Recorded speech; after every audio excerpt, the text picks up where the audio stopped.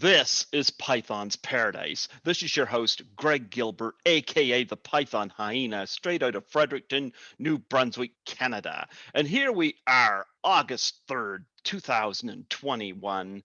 We are currently, knock on wood, pandemic free here in New Brunswick. And we're told we don't have to wear a mask, although some of us do it for caution. But the person I have on the show with me today didn't wear a mask. She wore a costume, a really nice costume. Folks, back in February this year, a film was released on Netflix that I wish was released in the theater because I would have definitely gone to see it. I'm talking about Willy's Wonderland, a film I enjoyed immensely. And the first time I seen it full through, right here. So I took a mad chance on it. I knew it was going to be the kind of movie I was going to enjoy, and I did. And folks, we all know Nicolas Cage battles a band of animatronic animals in this in this movie, and I happen to have one of them on today. I have Siren Sara herself, the absolutely beautiful, gorgeous Jessica Graves Davis. How do you do, Jessica? Hi, Greg. Thanks for having me on. Yes, and you just moved here to Canada, didn't you? No, I'm in Atlanta, Georgia. I, Oh, I, you're in Atlanta, Georgia. yes, I, I Oh, grew you're up not in in Canada at Michigan, all. though. No, but I grew up in Michigan, actually, and I was right across the river from Windsor, Canada. So I feel very close to Canada. Was always the neighbor across the way. It's funny because I just had Lynn Laurie from the movie Shivers on last month, and she was 2 hours behind me, but yet you're only 1 hour behind me. So is there a time difference in Georgia? I don't know. There might be, it might be one of those states that's kind of like split down the middle. I know that happens. I'm still learning the ropes here, so I don't even know. Okay. Well, I'm glad I caught you. I just got done at the Yeah. dollar store and I saw your message. I was like, yeah, I thought she was supposed to come on an hour late. But you know what? This actually works out even better for me. So Perfect. perfect. Yes, Perfect. perfect. But before we talk about Willy's Wonderland, I would like a little bit of your background because I understand you also have, especially watching Siren Sara, you got a little bit of background in dance too, right? Don't you? Oh yeah. Yeah. I have been dancing since I was 3 years old. I went to college and got my degree in dance. It's kind of been my bread and butter mostly through most of my life. I lived in Los Angeles for many years and worked as a professional dancer and actress, and so definitely helped me on this journey with Siren Sara, especially when my husband was good friends with the director Kevin, so we'd known him for a long time. And in talking to him about the role of Siren Sara, he always envisioned her as a dancer. So I got to really play with that and have some fun with it. I gotta say, Siren Sara is my favorite character in the movie. Oh, I'm glad you like her. I do. I I had a do. lot of fun playing her. It's like an evil Tinkerbell. Yeah. Yeah, that was definitely kind of the direction I wanted to go with her. Was she's this, cute little fairy who wants to sing you songs and dance and stuff, but she's very deadly. Yeah. Mhm. Yeah. Well, it's interesting because this is a movie I think, well, I mean, unfortunately, the pandemic hit. I've been going back to the movie theater since July 2020. So we really got the jump on the pandemic here. But the radio station I'm affiliated with is still closed because it's on campus. So one of my Mhm. guests recommended Zoom, and Mm. this has been so great. I Yeah, don't have. everyone's been using Zoom. Oh, I've well, taught classes on it and all kinds of stuff. Do you teach classes about dance or devouring dancers? Uh, I teach little dancers, but I just teach them the basic skills. I don't teach them any of the You the don't. evil siren Sara moves. Well, you know what? It's funny because I would have gone to see Willy's Wonderland in the theater. So it's unfortunate. That's I know. unfortunate. Yeah, you guys didn't have it. There were some limited theaters that picked it up here in the States. Mm-hmm. Um, we actually, at the time it was released, my husband and I were staying in Michigan and were able to go to the theater and see it there, which Mm-hmm. was such a treat because we didn't know if that was going to happen. And then we found a theater. We're like, oh, it's showing on the big screen. We have to go. So Yeah. And yeah, my brother and I watched it on Netflix as well, and so he really enjoyed it. Um, I do gotta know whose idea was it that Nicolas Cage have no dialogue in this movie? his part was actually written that way. Geo Parsons, who wrote the original script, who I actually have known for a very long time, we were in acting class together, which is kind of how the movie all started, weirdly.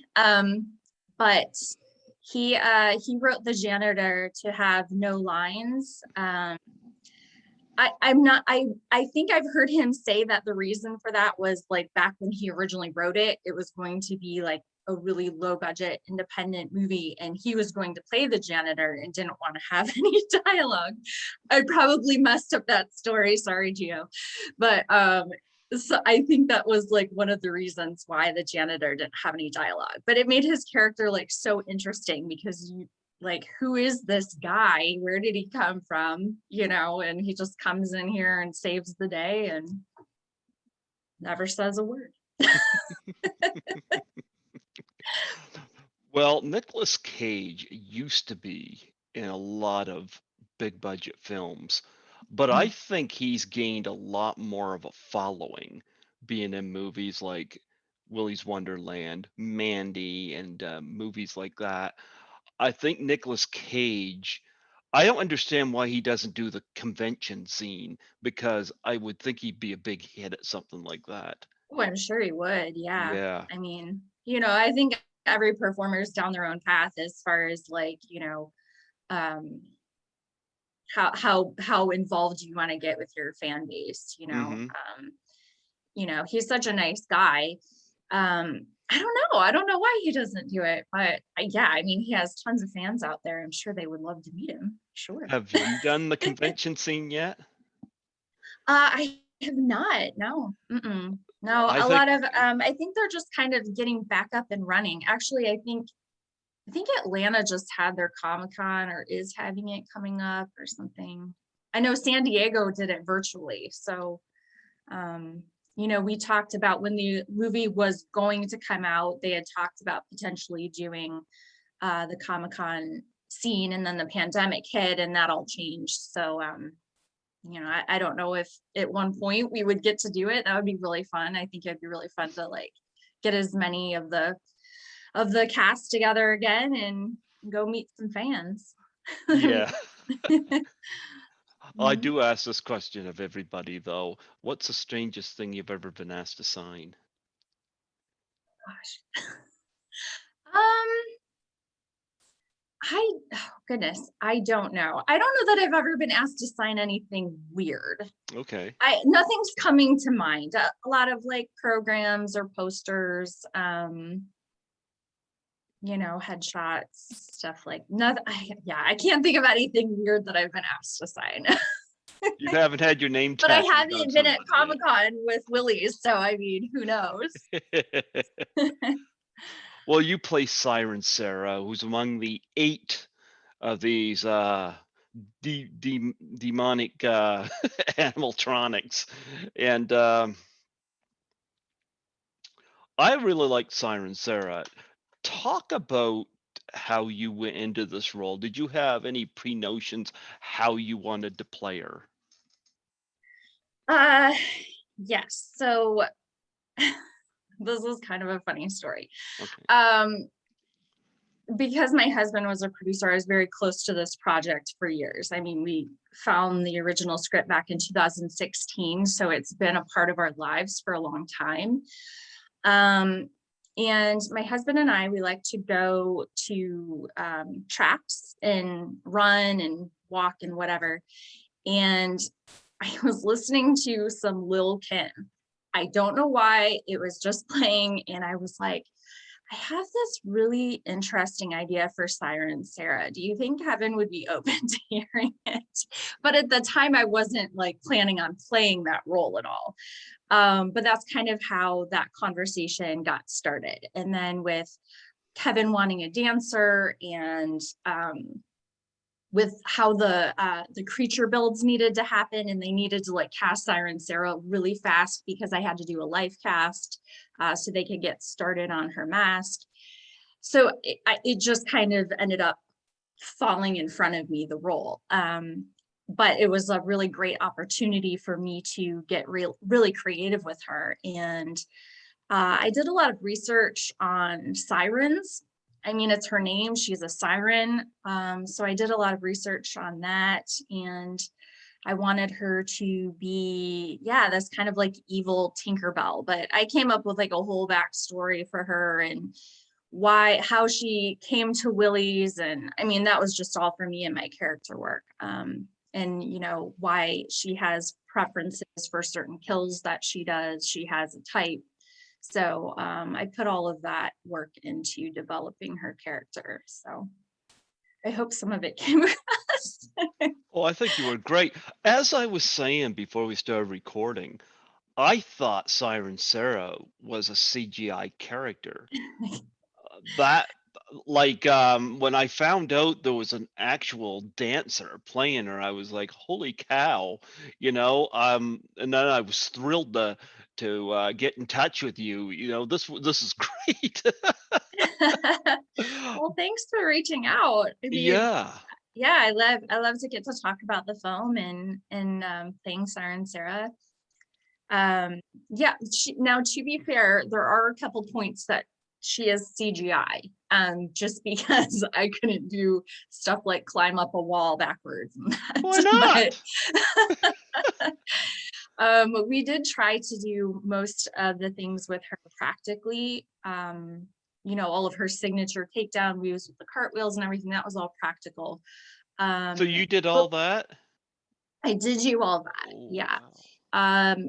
For the most part, the CGI stuff with her came in the fairy forest when she would like climb up the wall backwards, and when she like did a back bend and climbed up the wall, like that was all CGI. And the explosion at the end, I didn't blow out of frame, thank goodness. I thought that was funny. Wasn't that funny? Yeah, just like in one little piece. Oh man, we just cracked up when we first saw that. It was so funny. Well, it's kind of interesting because there is a door open for a sequel, and wow, I think we know somebody who can cross over to it. We'll see. Yeah, if it happens, that would be awesome. I haven't heard any talk in the, if that will happen, but fingers crossed, that'd be awesome. I think there's some ideas there to play, with a sequel. So we'll see. I thought there was some interesting stuff.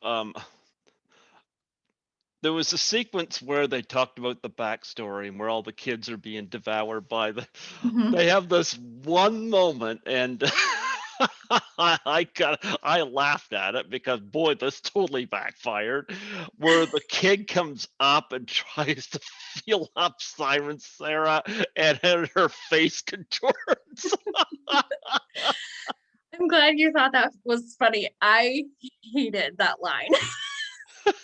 But I was like, oh my gosh, I can't believe I'm saying this to a kid. Luckily, when we shot it, I didn't say the lines in real time, so I didn't have to actually say that to that poor kid. But he was so sweet, and he did a really good job, and we worked through it. So that was added afterwards. We added that line.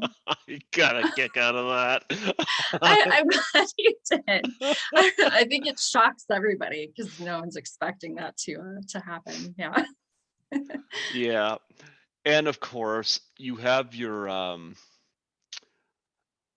there's you and Cammy the chameleon standing. Mhm. I got to admit, one of my favorite moments in the film is Nicolas Cage is facing off against the two of you. Mhm. Now he's already almost had his way with Cammy once. Mhm. He takes his foot and kicks the jukebox, and the song plays. And a lot of people talk about this scene because, and I didn't realize this until somebody pointed this out on a chat board, that the lyrics to that song have to do with everything he uses to kill your character. Yep. Yep. And that, I mean, we can contribute that brilliance to our composer, Imwa, who Mhm. also plays Willy. I, I don't know, just adding that song to that scene, just like it just made so much of it. It was really it was fun. It was like the two girls facing off against Nick. That was really fun. Well, Cammy wasn't exactly a whole lot of help there, was she? Well, I wasn't either. I mean, he took me out pretty quick too, but I think it's just speaks to like the janitor, and like he's figured these things out by now, with the exception of, he still has to face Willy, who proves to be like the toughest one. But at this point he's like, okay, I can probably get in here pretty handily and take these two out. But he Yeah, thinks he kills me, but he doesn't. holy cow. I didn't even know at the time what he was doing with you. I thought he was smothering you because he was on top of you. It's And of a it's a martial arts maneuver. Our stunt coordinator, Charlie Parrish, he's like, I don't even, I mean, he's like a martial arts expert. So, and has military background. So he's like, look, you don't have your hands. You want to take someone out. You're just going to get down there and you're going to. So he developed that move, and it ended up like kind of being a comedic moment in the movie because I'm just like really struggling and you're like, what's happening? But he's gonna take us out any way he can. So all I say is your feet going. yep. Yeah, that was really funny, like when they panned the camera and I'm just like, like, I was trying to be like very robotic there and she's just like fritzing out. So yeah, Okay. it ended up being really funny. Yeah, yeah. Um, and of course, Cammy was completely useless in that scene. Stood there and watched. She's so like fierce, like in Taylor, who played Cammy. Like she's an amazing stunt woman. She has like a pedigree of stunts. She comes from, her parents were both stunt people. Like she just like she's really amazing in that scene that she has with Chris, and she gets to show a lot of that in that scene, which is really fun. With a whiplash tongue, Mm-hmm. which Yep. she almost gets dragged out of there by. Yeah. Yeah, I Well, got that's kind of like the ingenuity of the janitor, is that he figures out how to use all these different things to, his janitor tools, and like, how he uses the plunger on Gus, and like, so it's kind of the adds to the humor of the janitor, and it's how I'll just use whatever weapons I have at my disposal, to get rid of them. So Yeah, I gotta reach out to who'd you say played Cammy again? Taylor Taylor. Towery. Yeah, Hmm. I gotta reach out to her at some point to have her on here and talk about Oh, this. you But should. yeah, Yeah. Yeah, she's awesome. We had a lot of fun together. Yeah. especially But being the only girls. yeah. Hmm. But but doing stunts in this movie, was it difficult? Yes.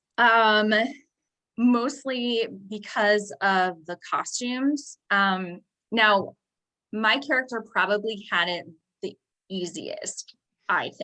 I don't know. I mean, you would probably have to ask each of them based on like what they were doing.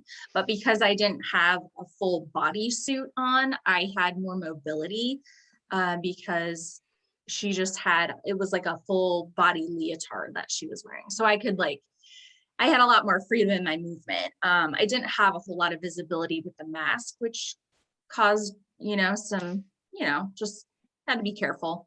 Um, and then the only other thing was because my hands had like slippery lycra material that like when I had to do handstands or cartwheels and stuff, I was always worried I was going to slip, but I never did. Never did. I did kick the camera once, but it happens. At least the camera was okay. I was okay. Maybe that was a Siren Sara thing. Maybe. Yeah. I You don't st know. Did you say you had to do a full body cast for this role? No, just for the mask. Hmm. Yeah, so I had to do a life cast of my face. So the mask actually fits onto my face. Talk about that process. Was it claustrophobic or anything? It was, but I was okay with it. I know when I was going in, they were saying, a lot of people have a lot of issues with claustrophobia and like, are you going to be okay with that? You could be sitting in this for an hour. And I was like, I'll be fine. I mean, it's part of it. I just tried to relax and, you have like layers of like stuff on your face, but they have holes so you can breathe and so you can do all that. And one of our special effects makeup artists, Jordan, she was there when I was doing it, so it was nice to have her on set too during that, during all the special effects makeup. Mhm. Did you ever go home with it on and freak out your husband? No. No, I don't know that it would freak him out though. I think he's pretty used to that. Yeah. Oh yeah. I gotta say on a personal note, I really I work as a janitor. That's what I do. I'm an essential worker through this pandemic. And you see,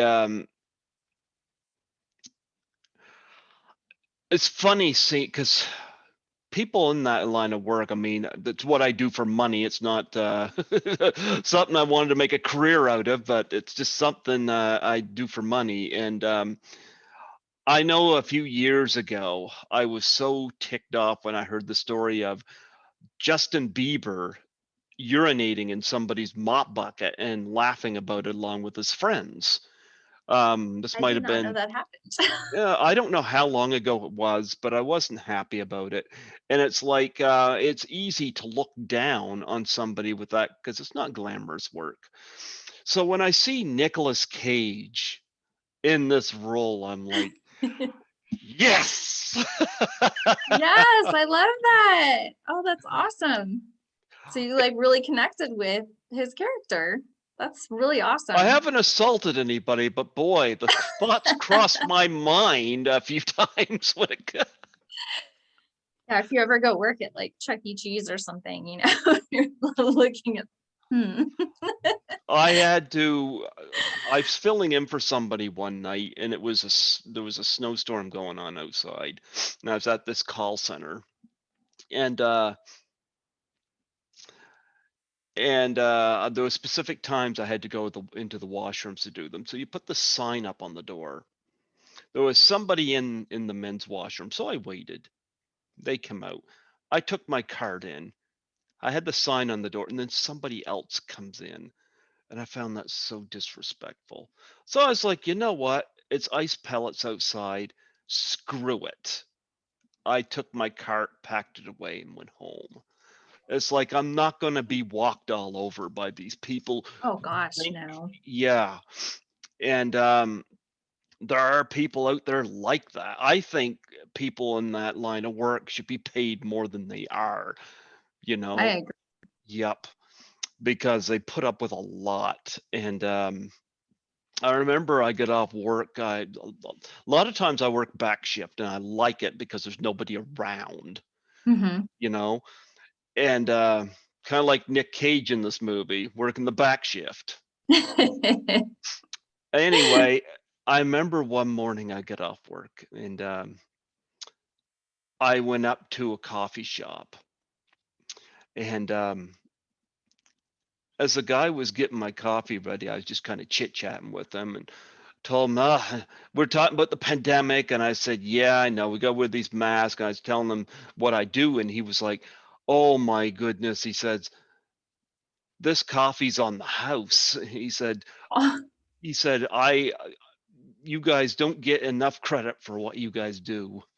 And I so appreciate, because he didn't have to do that. I would gladly pay for the coffee, but that was Well, so that's nice that he did that. I mean, is look at how much cleanliness like became so important during all of this, hmm and everyone's worried about like, surfaces and germs and like, potentially spreading the virus more. And it was so important. And I'll tell you what, I never appreciated it more than I did during this time, being like, yeah, we need things really clean.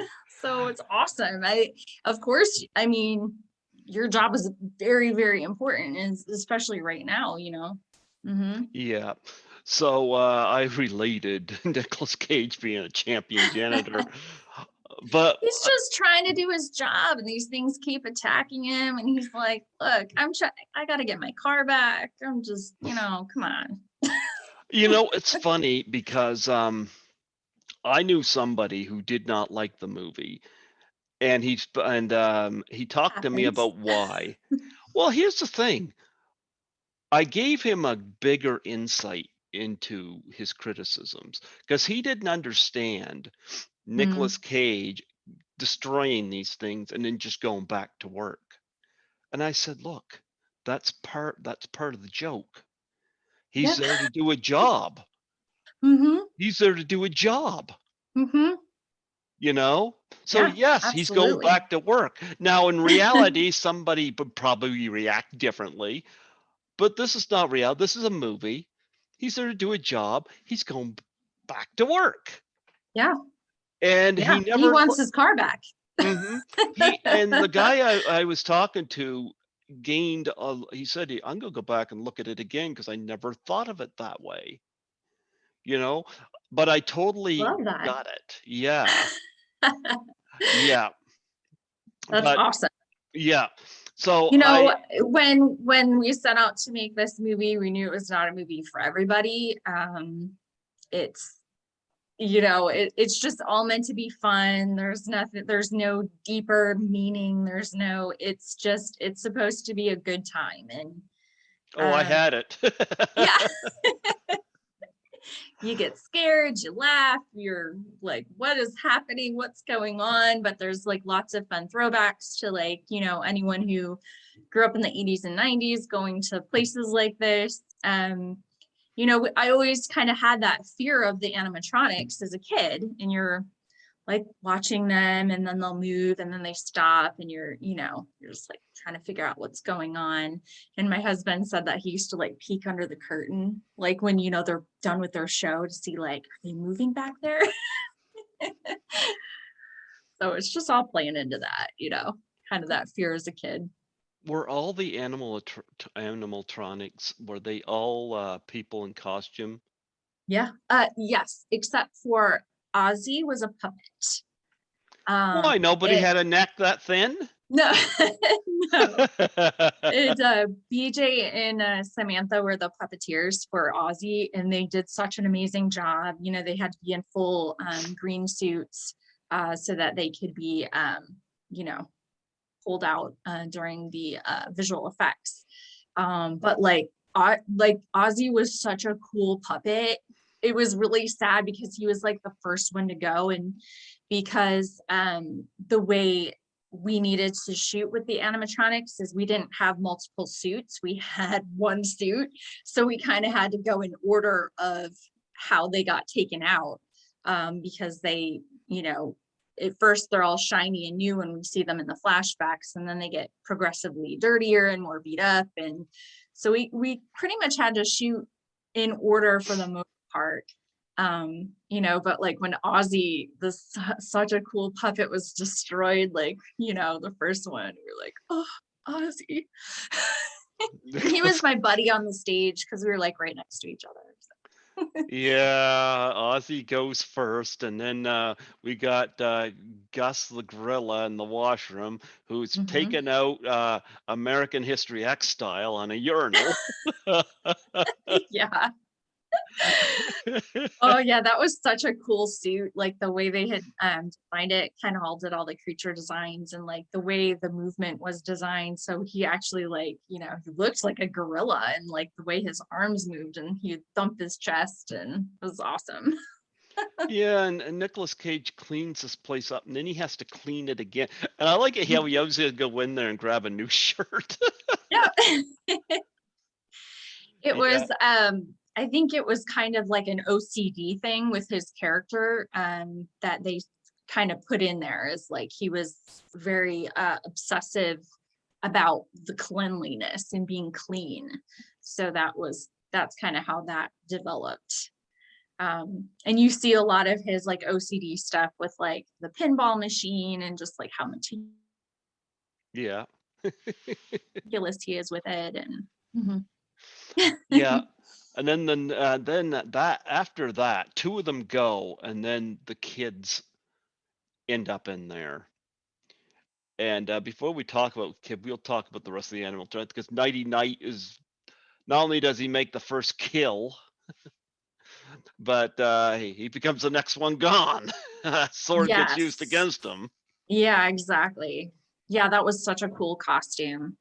Yeah, Duke, who is the stunt actor that played Nighty Night, he was really cool. And actually, we found out working on set that him, um, Chris Bradley, who played Artie, and myself all worked at Universal Studios in Hollywood at some point. Like kind of like not at the same time, but you know, they were doing stunt shows, I was doing dance shows, so we were like, what a small world. Now we're all here doing this movie together. Like, how weird is that? Mm-hmm. Hmm. Yep. And of course, Artie the Elegant. I love how Nicolas Cage takes him out. I know, right? That's so funny. Yeah, he doesn't That give people. whole scene, that's crazy. Oh, that like is the scariest scene to me, like when Artie attacks, like that. Wow, that was gruesome. Well, it was kind of a bad idea for them to decide to have sex in there in the first place. Right, right. Yeah, I mean, they saw what that's happens. Bob and Kathy, you know. Yeah. And then of course it's you and Cammy, and then we have, because of course the turtle, of course, ends up being the last one with that funny Tito gets it by the car. Yeah. yeah, that was that was hilarious. Yep. But Willy, of course, gives Nicolas Cage quite the fight. I gotta say, one Hmm. of the nice running jokes in this is Nicolas Cage constantly having his what was that? It said punch on the side, but was it like an energy drink? What was that? Was Punch Pop. Yeah. I believe originally in the script it was written as a certain soda brand. I don't know if I can say what brand it was, but um, so I think we originally tried to get an endorsement from that company to have that in the script. But then it became like, um, 1 second. I have someone at my door. Can I pause you for a second because they are being persistent? Yep, sure. One Let's second. yeah, we could do this. Yes, folks, Willy's Wonderland. We're talking with um Jessica Grace Davies, who played Siren Sara in this movie. I gotta say, this was a surprise film. Doing a little dialogue here on you while you were away, Thanks. promoting you, showing off this Blu-ray, which I was happy to get. Yep. No, I was gonna say that. Was that one of the animatronics knocking on your door? No. Was it Nicolas Cage? It's not. No, okay, I'm just making That'd be sure. cool though. I mean, if Nick just showed up at the door, like, hey Nick, come on in. Somebody I'd bring him showing. over. Did you have any of that punch? It was so I believe he was drinking Diet Coke actually, Oh. in real life, but it was a label that our production designer, Molly Coffey, had designed. Mm-hmm. So we ended up creating like our own energy drink. And Well, it gave him yeah, energy, all right. Kevin loved the design with the fist on there. And yeah, it just ended up being its own thing. One of the funniest moments in the film is when Nicolas Cage is fighting Cammy, and then suddenly, in the middle of that, he hands the girl his knife because he has to take his Oh, break. yeah, Liv. I See, gotta. that's where the OCD stuff came in with him. It was like, I have to take my break. You have to take my break. He goes I and think plays. he thought, Liv, she's scrappy. He was like, she'll be fine. Well, she certainly did better than the others. Yeah. Hey, But she needs it out, right? yeah, but yeah, he hands her that until he could go off and play pinball, and he still has to take Cammy out. But Oh. nonetheless, I thought was funny how the I don't know how many cans of that he had, but it came in handy when he fought with Willy. Mhm. Yeah. He Willy Just gave him a loaded them up. fight. Willie gave him a fight, and then he lands Yeah, in I did. those thing of balls there, and then he comes Mhm. out and has it out with them. That was a pretty brutal fight too. I mean, they were all It awarded, but was. that one particular. So, who was in the Willie costume? Yuri. I'm gonna say his last name wrong. Stanley? Oh gosh, I'm gonna say it wrong. Yuri. He was in the suit. And he's an amazing gymnast, amazing stuntman.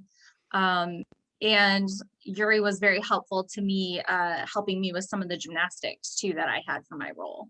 So he's just such a nice guy. Um, so that was a difficult suit for him to work in, I know, He because didn't the do head any. goes like way up here and the arms are really long.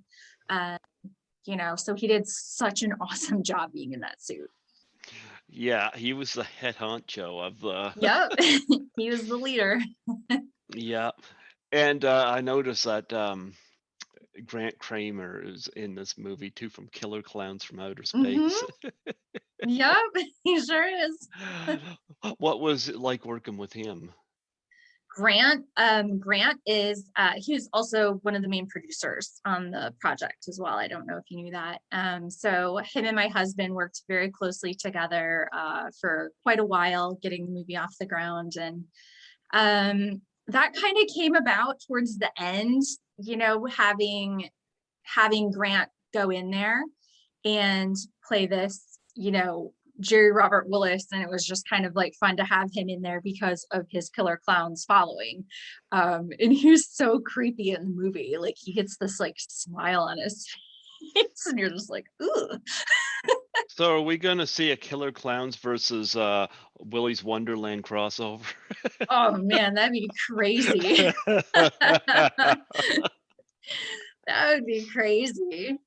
Did you Don't see give us Killer any ideas. Did you see Killer Clowns from Outer Space? I have to be honest. No, I have not seen it. And it's definitely on my list and I need to see it, especially like after meeting Grant. I was like, okay, yeah, you know, have to check this It's as movie out. nutty as this. Yeah, I think that was like added in like when we were first talking about the movie when they did the press release. You know, it had a killer clowns feel, this movie, so that was kind of in there from the Mhm. beginning, brought up. Yep. Uh, we need to talk about I want to bring their names. Got your IMDb up here. Talk about working with Kevin Lewis as a director. I should bring that up. Oh, I love Kevin. And Kevin and my husband have been friends for a very long time. So it was very special for Jeremy to be able to bring Kevin on to direct Willy's. Kevin actually cast Jeremy in his very first movie, and like he was supposed to have lines and everything, and they were really running behind. Hmm. And Kevin made sure, he's like, no, I promised you your scene, like we're gonna shoot it, no, stop everything, like. And that just like really always resonated with Jeremy, like that was like very, he's like, he didn't have to do that, I was like this nobody actor, he didn't owe me anything, you know, yet he was that kind of a person, that did that. And Kevin, he's just so wonderful. We got, you know, I got to, you know, Jeremy kind of knew his family a little bit, but I got to meet his wife and his kids, and they're all just such wonderful people. They invited us all over for dinner before we shot the film, and they came and visited on set. And Kevin, he's just such a really special person. And I don't know if you're aware, I know he'd written an article. He really battled COVID very badly. He was in the ICU for 10 days and nearly lost his life. So that was very scary when he was going through all that. And he pulled out of it, and he's doing well, and he's getting ready to shoot another movie. So hopefully we'll, you know, get to work with him again. And I know Jeremy and he talk all the time. And yeah, it was really fun. You know, Kevin, just working with him, he really allowed us to like play, like really kind of play with our characters. Probably my favorite thing with him was when I was in Tito's room, when Tito and I were in there and we're cornering Dan. And there's that part where I'm jumping on the trampoline, which I was so excited that I got to. And he's directing me, and he's like having me do all these crazy things, and then all of a sudden he's like, Vogue, and I was like, what? And I'm like voguing on this trampoline, jumping up and down. And I started, like, after the take, I was just laughing so hard, and I was like, what movie are we making? I think all of us had moments like that, you know, where we're just like, what are we making here? But did it was just like he had such a great vision for the whole movie. And did you get to play in the ball pool as well? I didn't get to play in the ball pit. I did get to play in the foam pit though, because that's where Tito and I end up devouring Dan in the foam pit. So yeah. So we got to play in the foam a little bit, but yeah, no, I didn't get to play in the ball pit. But you know, really everyone kind of did on set. It was fun to have you know, have a whole set that was like a family fun center, and everyone liked to, you know, play in the ball pit, play in the foam pit. So did your husband Jeremy did he appear in this movie?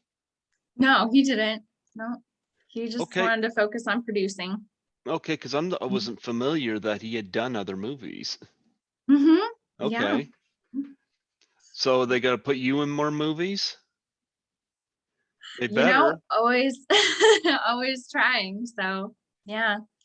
Yeah. I have another movie out on it's on Amazon Prime here. I don't know if you guys get that in Canada too or not, but it's called Out of Time.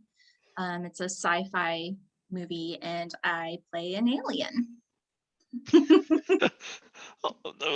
It's not far a stretch from this one. No. Yeah, so you know, you're always just trying to get other work, and you Do you know, do cartwheels? I as the don't do alien? cartwheels in that movie, no. No? Oh, She okay. doesn't do anything crazy. She's too busy plotting. Yeah. Oh, okay. Mhm. Talk about Beth Grant. Now, Beth Grant, I've enjoyed in many movies, whether it be Donnie Darko, Extract. I remember she's just this annoying worker in Extract, which is of course, it's from the Mike Judge who made Office Space, and he brought some of that same joy in Extract. And of course, she was in various other movies as well. This was something a little different for her, and I liked Yeah. her in it. Yeah. Yeah. She is such a phenomenal character actress. And she is such a joy to work with. She is so kind. She's probably one of the kindest actors I've ever had the privilege of working with. And she's so supportive, and she is, she's open to direction. And she had so much fun getting to play this character, which is like totally opposite of like who she is as a person, like being this like evil sheriff, who's like abusive towards Liv and, plot, like, I think she had a lot of fun playing that part. Mhm. Yeah, I thought she was great in it. And let me see, bring up some other names here. Emily Tosta played Liv. Mhm. She ended up being the next ass kicker to Nicolas Cage. She went from Yes, you being have to have handcuffed. your up and coming female ass kicker, She is Yeah. awesome. I love Emily. She is such a sweetheart. She is such a hard worker. She showed up early, ready to go, like just knew her dialogue inside and out. Like she just such a hard worker, such a professional actress. And she's beautiful, and she's just up for anything, try anything direction.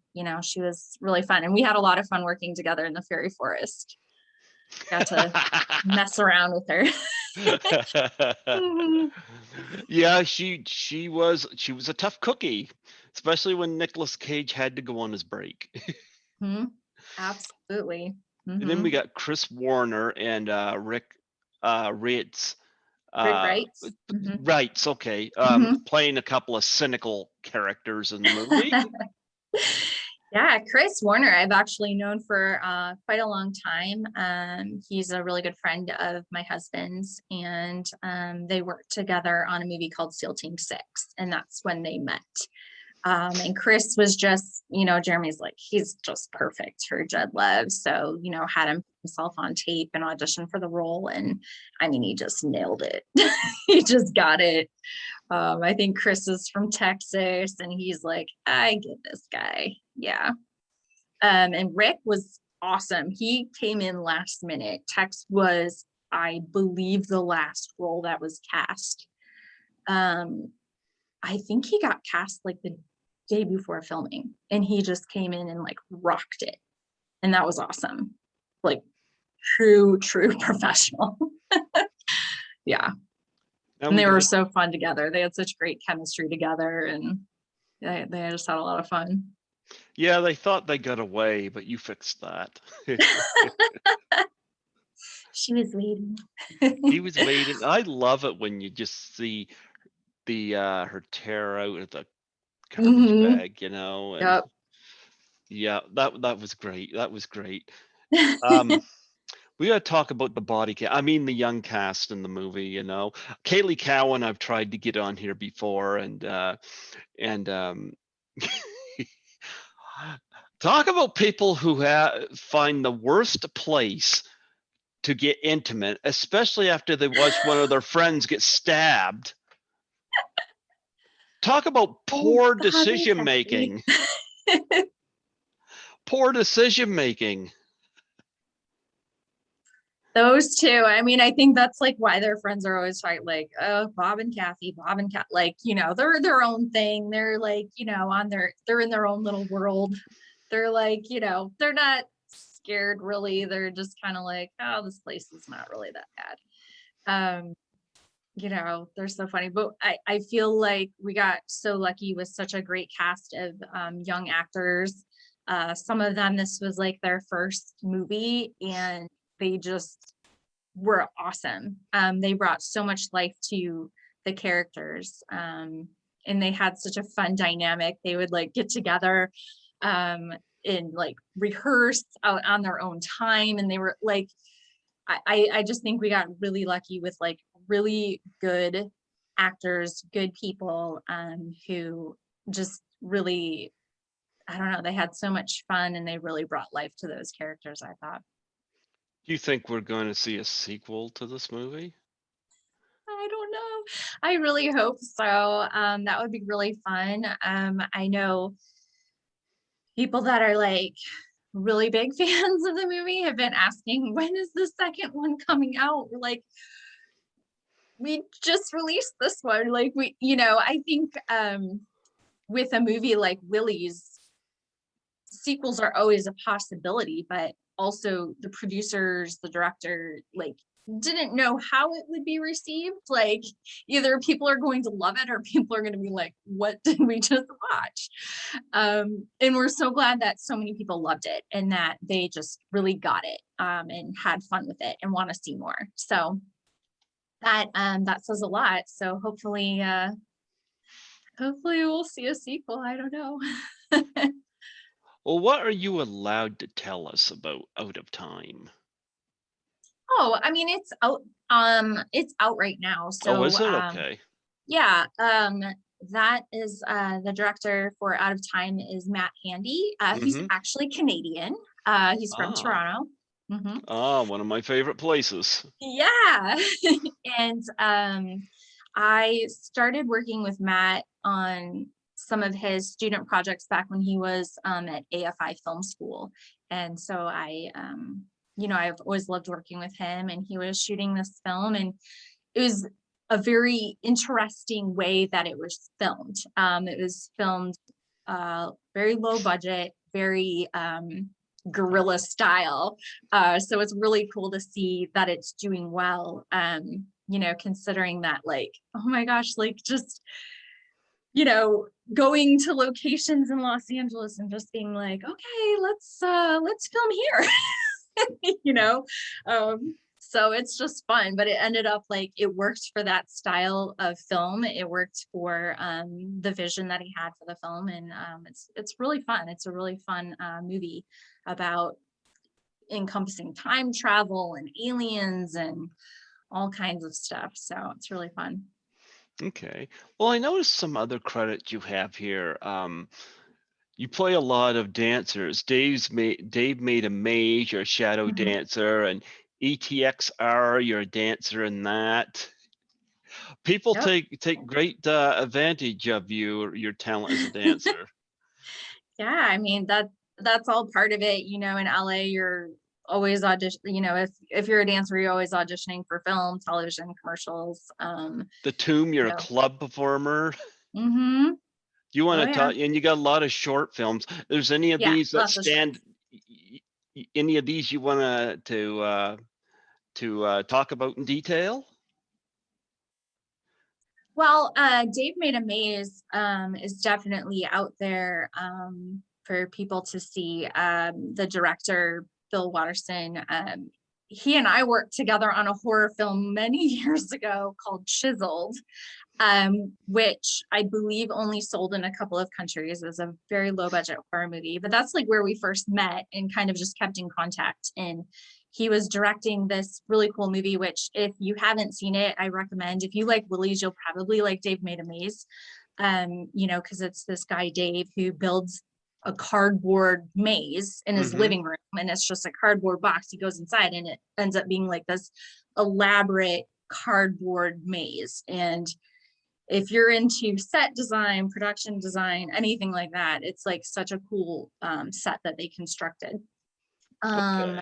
there's like a couple recognizable people in it for people to see, but it's just a really fun. It's kind of a thriller-esque horror, but like with a interesting, unique twist. So yeah, that's probably one I would talk about. And I mean, I've worked on a lot of great short films, yeah, but you know. they haven't, gone to some festivals here and there, but I always liked, wherever I can work. I love it. Yeah. So right now, Willy's Wonderland is probably your most high profile thing you've Yes, done so definitely. far. Definitely. Hmm. Well, I really love the fact that like I said, you were so encased in that role as Siren Sara. It's like I did not. I thought the character itself was all CGI. So when I found out there was an actual dancer, I was like, "Oh my god!" My mind was blown. Aw. So Thanks. Yeah, I really worked a lot on the movement for the character. you did a great job on that. Um, do you have any charities that you want to plug and promote on here? Gosh. None that are coming like right off the top of my head. Hmm.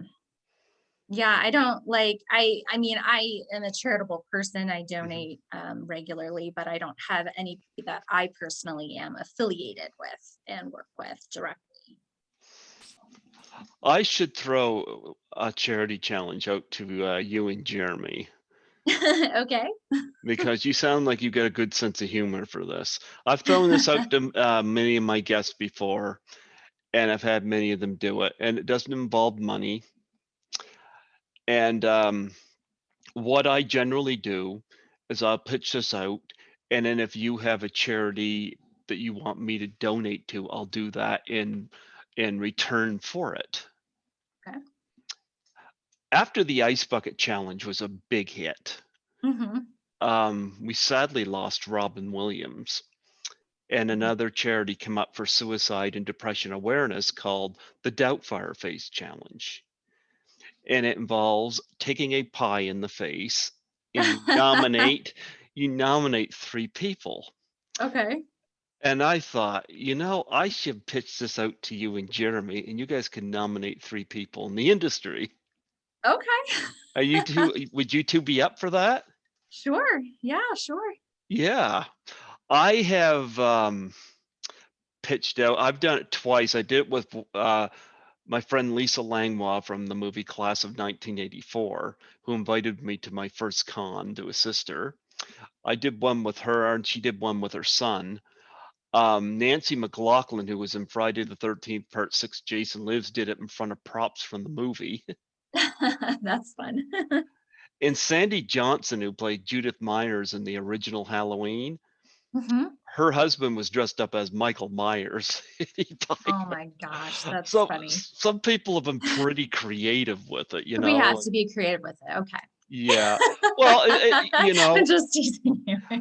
and I mean, that's our business, right? Being mhm, creative. yeah, and Rowdy Roddy Piper's daughter Ariel did one. I actually threw a cameo out to her, and I asked her, and she did it, That's and she was pretty funny with it. So, but she's been on my show before, so she knew what I was asking wasn't too strange, so she was familiar with me. But that's so funny. yeah, so I thought I'd throw that out if you guys would be interested to do that. Sure. And Yeah. if you guys had a charity, and I've done this with all the others, where I donate to the charity of your choice, because it's kind of my way of saying thanks. And I've Oh, done that's that. nice. Yeah. So yeah, if you guys are up for that, Yeah, definitely. yeah. I mean, and you don't have to go out and get a big gourmet pie. All it takes is a paper plate and whipped cream. Um, So it's very inexpensive. But when I hear people say, I gotta go out and get a pie, I'm like, don't spend $20 on a Oh, you'll pie. just go to the grocery store, get like I don't know, coconut. Yeah. What would be a good one? Something probably with like cream on it, right? Hmm. Yeah. Yeah. No, I thought I'd throw that out. So if you two were down for that, I Ah, would, sure. yeah. And I said, and I'll put it up on my YouTube, and you guys could put it up too if you want to. And But yeah, yeah, I get a playlist that's got that stuff on it. So um, yeah, so it's something I throw out there. Plus, I grew up with that kind of humor, so So I thought that was a good one. I've struggled with not so much. I've never dealt with suicide. That's never been Mm, my thing. But depression is a strange thing because it just hits out of nowhere. mm-hmm, Yeah, and it's a very unexplainable thing, you mm-hmm. know. So, but nonetheless, I thought I'd throw that out there. We would love to do that. Perfect. I look forward to I'm it. already thinking of people who I would nominate. Perfect. Perfect. Um, you got any projects that are coming up that you're doing, or are you just kind of recovering from the whole COVID thing? Yeah, mostly yeah, I mean we just did this big move here, so we're kind of in recover, well at least I am, because a lot of what I do as a dancer is mostly live shows. So there wasn't a whole lot of live theater and shows and gigs going on. So just kind of coming back. Um, yeah, so stay tuned. I'm a hustler. I'll get stuff out there. So What yeah. what caused you guys to move? Like, did you have family in Georgia, or We filmed Willy's out here and ah, we fell in love with Atlanta. Didn't end up going back to LA when the pandemic hit. Actually, Willy's wrapped just before the pandemic hit, at the end of February 2020. So we just, I mean, if we'd started a couple weeks later, like it's a possibility the movie would have gotten shut down, it's because funny you all the mention productions that were getting shut down. Mm-hmm. because I'm a co-producer on 13 Fanboy, which is the next spin-off from Friday the 13th, and Oh, cool. um I wasn't on set for it. I contributed to the Indiegogo, but I got on a co-producer credit.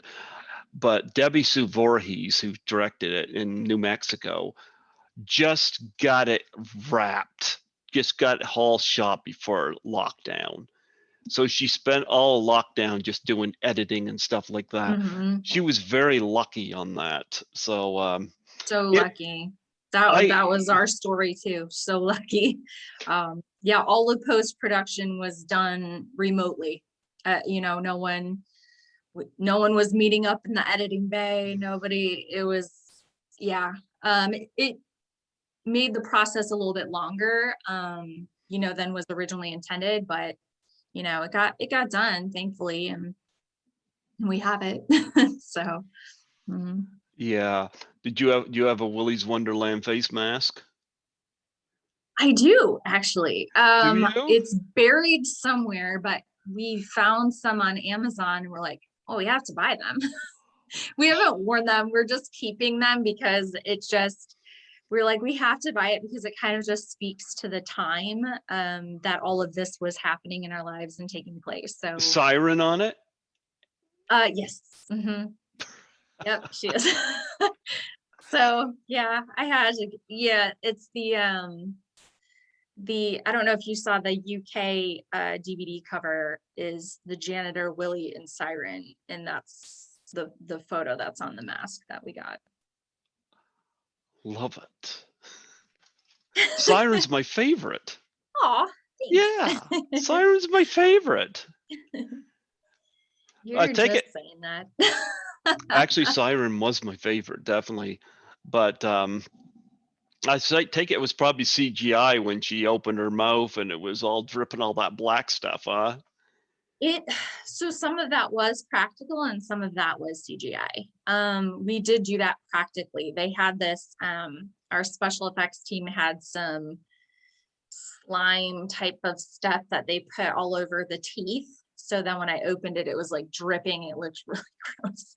And then it was enhanced with CGI, but they did do some of that practical. Did you Mhm. bring toothpaste on the set? And No, she's not really worried about it. She's not worried about tooth decay? She's not worried about it. No. Well, That would be funny though. Sorry, I in the enjoyed bathroom this. brushing your teeth. I so enjoyed this movie. Yeah, I mean it. I really liked the character of Siren Sara, and I come to appreciate the character even more when I found out that was played by an actual person. Like, that blew my mind. And so when I found out that I was going to is able to get you on here, I was excited. I was very excited, you know?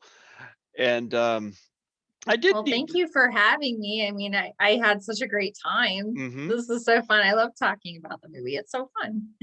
Well, you know what? I might even be able to I'll recommend you to some other podcast people too. That'd be great. Yeah, I know some other people I think I can connect you with. But did you see the are you familiar with Sean Clark? No. Mm-mm. He does convention all stars, and he's got a lot of people that he books at these conventions. But he also, like, he got Jamie Lee Curtis at a convention, you know, her Oh, first that's one. awesome. Yeah. So he's really good with that. He's very trustworthy with that. He also does Horror's Hollows Ground, where he shows all of these locations of Oh, okay, cool. movies. Like he Mm-hmm. did, you know, and sometimes some of the stars show up. You know, when he did Halloween, PJ Souls showed up there and Oh, that's cool. whatnot. Well, he did one on Willy's Wonderland. Oh, really? Yeah. Oh, I didn't see that. Well, I'll To have look to it up. send I'll have to send you the link because he goes around, he shows what the building and everything looks like now, and of course the graffiti's not there anymore, and but he even went and behind the building where the teenagers were sneaking around and stuff, and he covered like he was pretty thorough, Wow, that's and really cool. yeah, and I don't see him do too many real recent films, you know, Mm-hmm. but I think he happened to be in the area.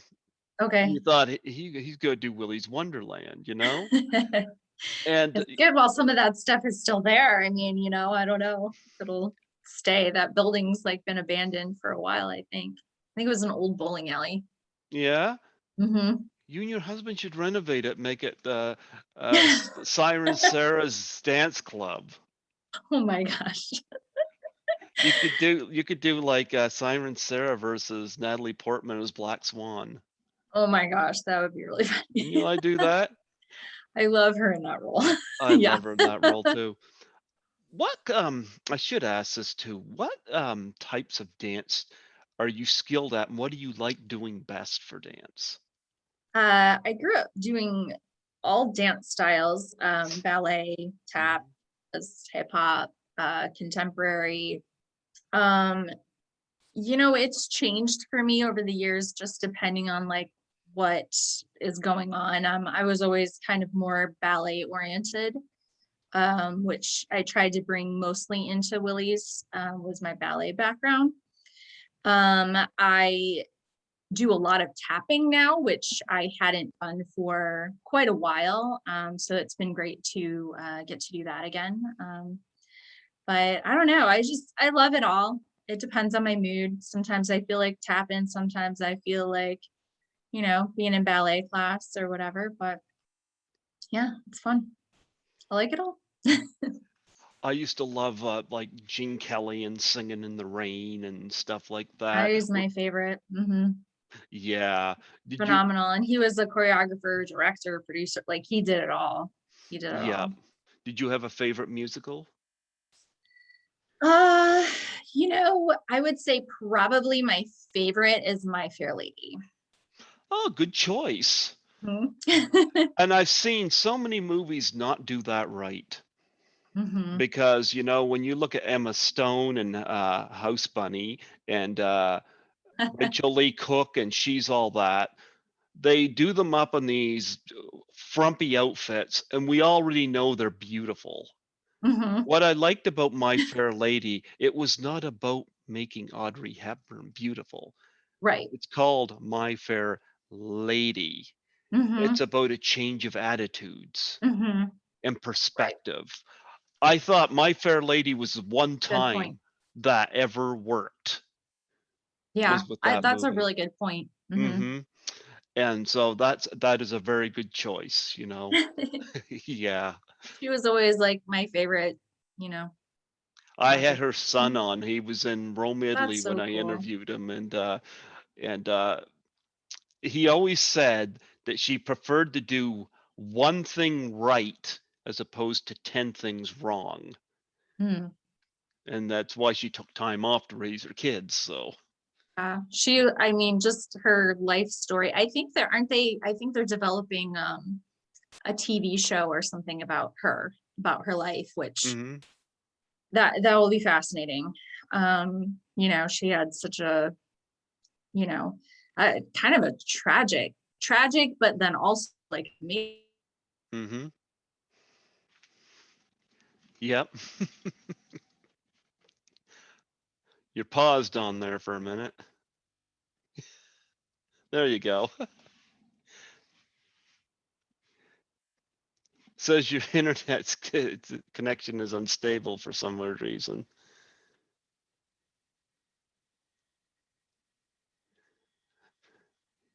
Yeah, there we go.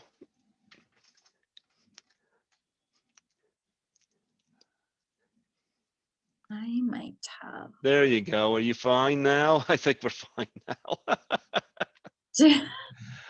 Oh, Are we yeah. good? Sorry. I don't know what happened. Zoom doesn't like me after. It's like if you're on for longer than an hour, it doesn't like me anymore. Well, we're gonna close off here in a minute anyway, you know. So when I get this all done, I'll send you the link. It's gonna be unlisted for a while until I put public, but you have permission to send it out whenever I send it to you. Oh, okay. Well, that's Yep. nice. Thanks. Yep.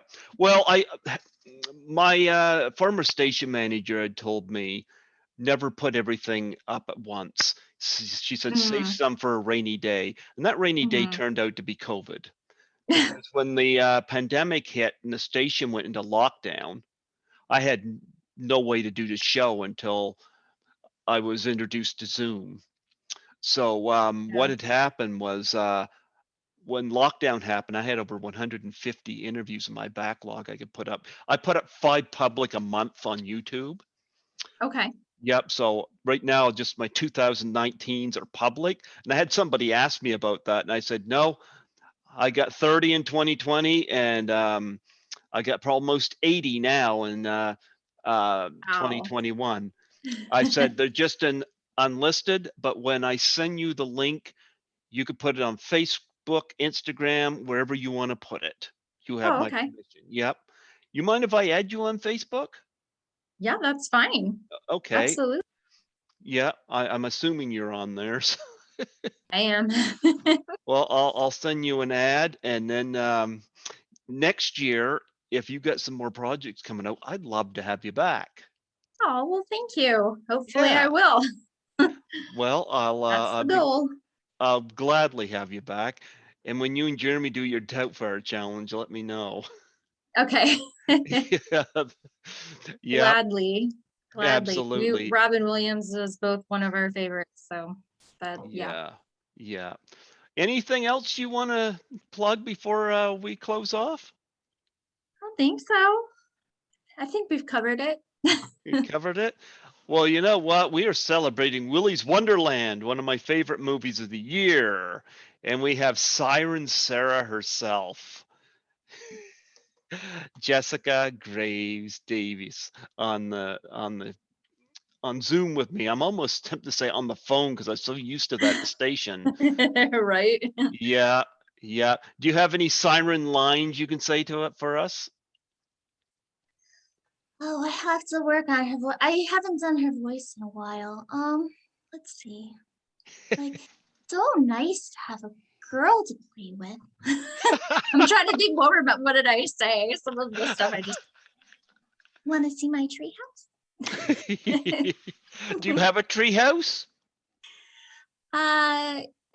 In my mind, in her forest, she has a tree house. Yeah, but we didn't have one like built on You set. mean No. Jeremy is not building you a tree house? No. He should get on that. Yeah, that would be one day. Maybe one day we'll have a Siren Sara treehouse. And then you can practice going backwards up it, so you'll know how to do that next time. Yeah. Well, before I Thanks. let you go, I would love a plug for my show. Oh, sure. Yeah, just state who you are and state who you play in this movie, and say you're listening to Greg Gilbert on Python's Paradise. Greg Gilbert, Python's Paradise. Yeah, All right. go for it. Hi, Jessica Graves Davis. I play Siren Sara in Willy's Wonderland, and I'm here with Greg Gilbert on Python's Paradise. Thank you so much for coming on here today. You have no idea what an honor it was to have you come on here and connect with me. I was truly excited for this. I'm glad you made your move and glad we were able to connect and do this. This was wonderful. Yeah, it was. Yeah, absolutely. And like I said, I'd gladly have you back next year. You're such a pleasant person. I think your husband picked well. Thanks, I'll tell him. You make him. You're a keeper. Aw, thanks. And of course, when you have arguments, you always can turn into Siren Sara. That would be, I don't know how fair that would be, but. Well, I hope if there's a sequel, I hope she's back. So, Me too. You and me yeah, both. absolutely. Well, thank you so much. God bless you. And you take care of yourself. And again, this was a pleasure and an honor. I thank you so much for coming on here today. Oh, thank you so much, Greg. Absolutely. My pleasure. Absolutely. Take care. God bless. Bye. Bye bye.